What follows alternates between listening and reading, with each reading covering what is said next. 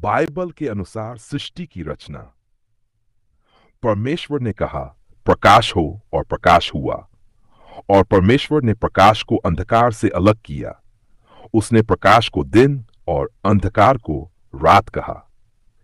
परमेश्वर ने कहा जल के बीच एक आकाश हो जो जल से अलग करे। और परमेश्वर ने आकाश बनाया और जल को विभाजित किया। उसने आकाश को आसमान कहा। धर्मेश्वर ने कहा पानी एक स्थान पर इकट्ठा हो और सूखी भूमि प्रकट हो, और ऐसा ही हुआ। परमेश्वर ने सूखी भूमि को पृथ्वी और जल को समुद्र कहा। फिर उसने कहा पृथ्वी हरी भरी हो, बीज उत्पन्न करने वाले पौधे और फलदार वृक्ष उगें, और ऐसा ही हुआ। परमेश्वर ने कहा आकाश में ज्योतियां हो जो दिन और रात को अलग करे और समय, दिन और वर्षों का निर्धारण करे।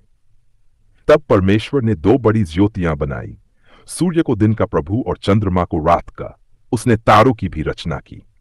उत्पत्ति ए आशीर्वाद दिया। परमेश्वर ने कहा जलचर जीव समुद्र में भरपूर हो और आकाश में पक्षी उड़ें। तब परमेश्वर ने बड़े समुद्री जीव और हर प्रकार की मछलियां तथा आकाश के पक्षी बनाए। उसने उन्हें आशीर्वाद दिया, फलो फूलो और धरती और आकाश में बढ़ते जाओ। उत्पत्ति ए। दिन सी परमेश्वर ने कहा पृथ्वी पर हर प्रकार के जीव जंतु उत्पन्न हो, और ऐसा ही हुआ। फिर परमेश्वर ने कहा आओ हम मनुष्य को अपने स्वरूप में बनाएं जो मछलियों, पक्षियों, पशुओं और पूरी पृथ्वी पर अधिकार रखे। तब उसने मनुष्य को अपने स्वरूप में नर और नारी बनाया। परमेश्वर ने छठे दिन तक अपनी सारी सृष्टि पूरी कर ली। सातवें दिन उसने अपने सभी कार्यों से विश्राम